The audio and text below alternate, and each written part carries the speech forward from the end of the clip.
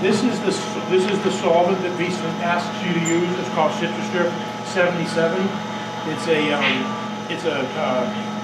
an agent that does both. It'll clean the surfaces inside, but it also rejuvenates the titanium. So this is the product that's recommended. You'll see some manuals that'll talk about Citrus 3050, which is the same thing. This is just Citrus 3050 is a concentrate.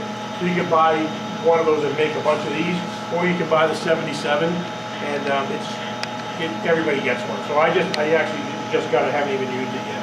So this is the solvent that we're going to use, and then we got water, just regular spray bottle of water.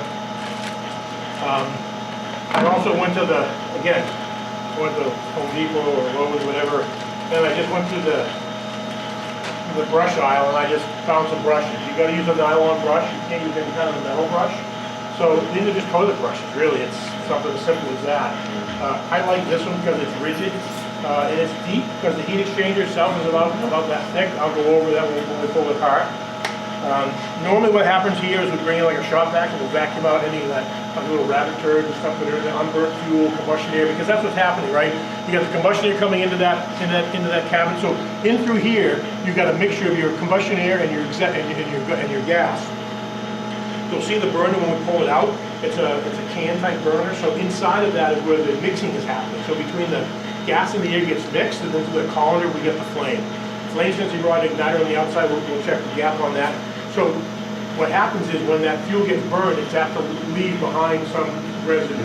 And so that's what we vacuum out, brush that out of there. And then we'll spray that Citrus 3050 in there. We'll go in there with a brush, we'll scratch it all up, wipe it all down, and we'll spray it with water, we'll rinse it. And then the last thing we'll do is we'll check our condensate trap at the very end, make sure the neutralizers are alive in there.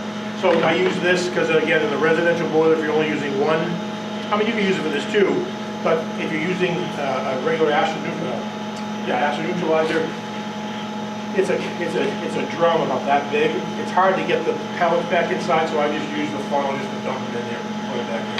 So again, I just got a bunch of different brushes.